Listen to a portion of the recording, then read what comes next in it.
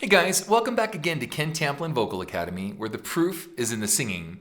I get asked a lot, Ken, how can I get your singing course, how to sing better than anyone else? And it's real simple. Just go to kentamplinvocalacademy.com and you'll see what we do and how we negotiate. And I walk you through step by step on how to get into all of these different styles and so forth. So with that said, I want to do Vocal Coach Reacts to Rush. The song is called Tom Sawyer. Now, I did do a Rush song with one of my students. I'm going to put that in the description for you to check out to see how we did. With that said, let's just go ahead and react to Rush. And it looks like this is in 2003 at the Sarsock Festival or something like that. So haven't seen it, but I'm going to see it now with you. Here we go.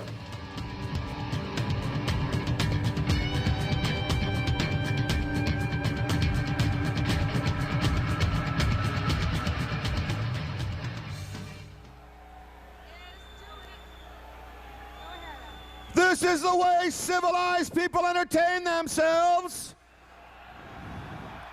A lot of people there, man. We got it all in North America. We got it all in Toronto. We got it all in Canada. We got Rush. A lot of people, man. Here we go. Here we go. Here we go. And so before it begins, I know I've said this before when I talked about Van Halen. I know I've said this before about other three-piece bands like this, whether it's Emerson, Lake and Palmer, whatever it is. Rush, three guys. Think about that. Three guys. Now, I said Van Halen's three-piece band, but there's David Lee Roth as a singer. This is three guys only. And like I said, ELP and other bands like that are just triumph, you know, just amazing, speaking of Canadian bands, but amazingly talented bands. So we're going to check this out and keep in your back of your mind, there's only three guys making all this sound. Okay, here we go. Alex Lifeson on guitar. Of course, Neil Peart on drums. And Geddy Lee, bass, lead vocals, and keyboards. Look at all those people, man. That'd be terrifying.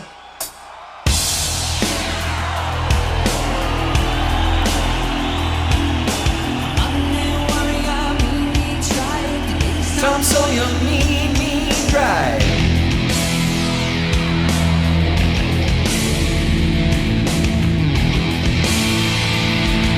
I don't mean to be mean about this, but I'm looking at Alex Lifeson.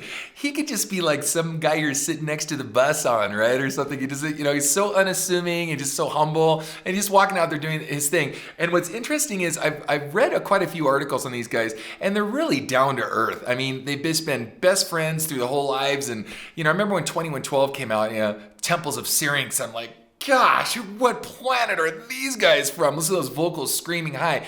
Man, I couldn't even touch those vocals if I wanted to back then. I can now, but back then it was pretty crazy. But again, just very unassuming, very casual. You know, they're not trying to be big rock stars, though they are, and just phenomenal musicians. So, a unique, very unique sound.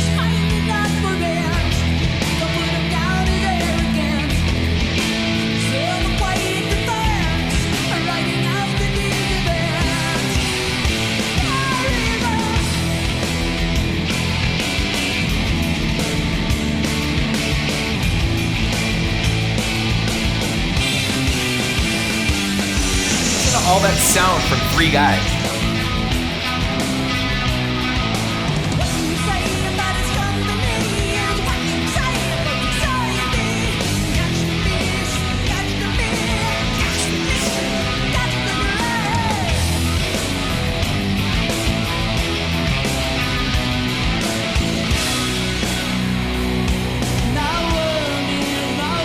You sound great, man.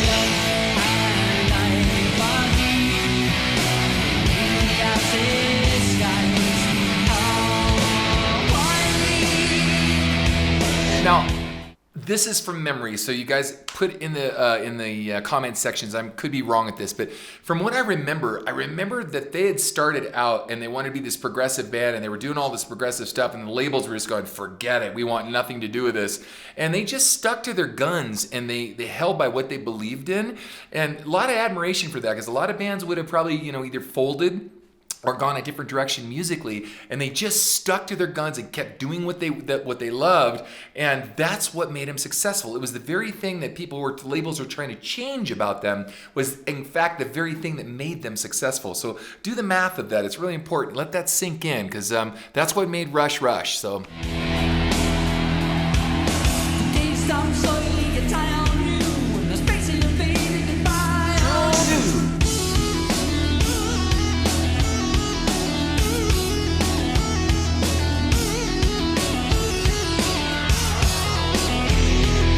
Playing foot pedals, playing keyboards, singing and playing bass, moving around on all those instruments. Pretty impressive.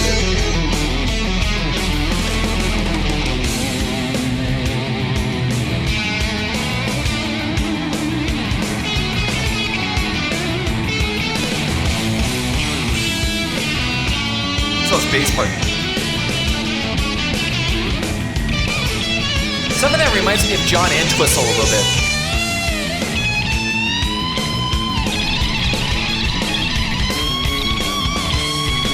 And Chris Squire, like a combination between the two.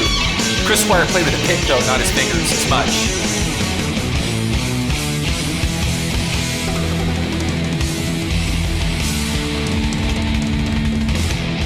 Neil Peart, man. And again, when you really think about it, like Alex Lifeson had his own very unique guitar sound, right? But you look at Neil Peart and how many drummers, now again, it's mostly progressive drummers that like him. John Bonham guys like John Bonham, and then more progressively Dream Theater guys like Neil Peart. But it's interesting because he literally carved away and pioneered a whole completely different new sound in a time where it just wasn't that popular, and then became very popular because a lot of people went, wow, that's really cool, really hard to do. All these different rhythms he was able to pull off, and all the flavor that brought to the band and character that it brought to the band. I know at one point I was talking, I did a Styx reaction, and the song I did was Lady. I'm not sure when I'm going to release all these, but it was interesting because I mentioned how Dennis DeYoung had this keyboard part that he did back in 72, I guess he said it was, and that's what started the band, was that one song, right? But if you listen to that one little riff that he did, it's this real pretty light, piano kind of thing, and then when the band kicks in, it changes the whole dynamic and the whole everything about the sound and the energy and just the personality of the song. Well, that's true with Neil Peart on drums, and just everybody as they bring in their instrument into as a collective in the band, it really brings out the personality of the band as a whole and not just one individual in the band. So that's awesome. And raises the game of other players in the band too.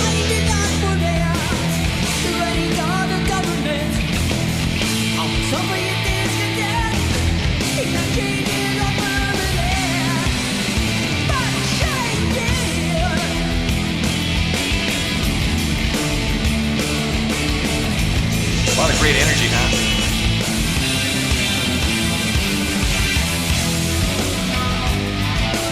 I know this is silly. I don't know why I didn't notice those before. The washing machines in the background. I forget. I think it was my brother Lance told me they did all these crazy things like that. And that obviously has a meaning with the song. Would you guys remind me? I can't remember what that is, but there's a reason that they have washing machines in the background. So please, you guys put in the comments section what that's for. But yeah, that's hilarious. Anyway, it's a bummer too. We talk about the great musicianship and stuff. And I guess Neil Peart is, no longer going to be drumming because of his issues that he's got. And then Geddy Lee, is having trouble vocally, and it would have been great if maybe he had taken some lessons to get to maintain and keep his range over time. That would have been really cool. So.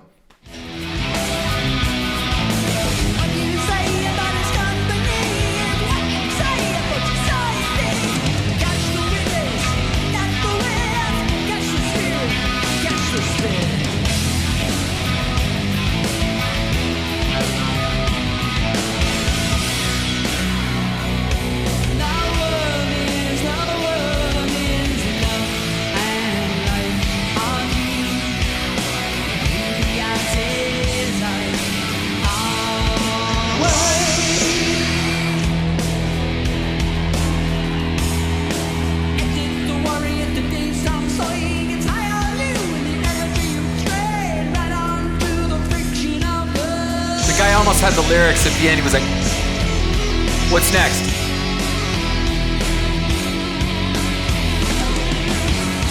Phenomenal, man. Listen how tight those guys are.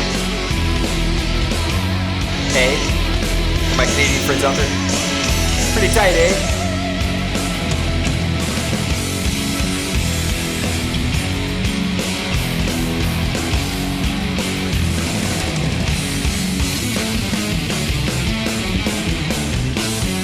Wow, listen to those time signature changes.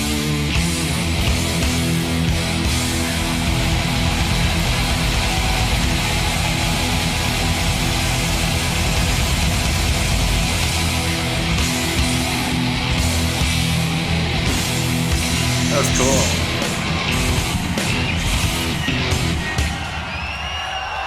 Is it over? Yes, it's over.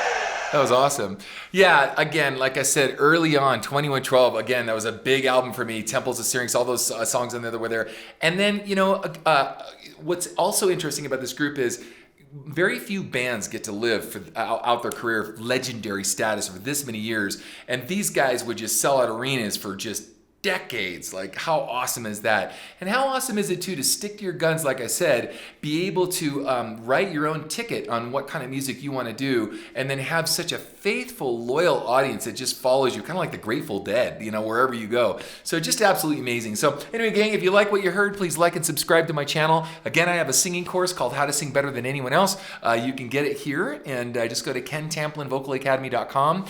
For my singing friends, come on down to my singing forums. We've got thousands of singers in there. We're all talking about all this stuff and how to do it. It's really cool. And until next time, you know. Oh, by the way, this is done by request. So if you guys have something you'd like to hear or hear me react to, please feel free to do that. And please remind me of why those washing machines were on stage. I know they had a whole bunch of stuff they did like that. So if you guys can remind me of that, that'd be great too. All right. Until next time. God bless you, gang. Peace out. Hey guys, if you like what you heard, please like and subscribe to my channel by clicking on the subscribe button. That will actually take you to another page where you want to click on the bell icon, and it opens up a menu, and the menu has notifications on it where there's a little box you can check where it says send me all notifications for this channel. Check the box and then click the save button, and you'll get notifications from me every time I have a cool video come out. Okay? Thanks guys. Peace out.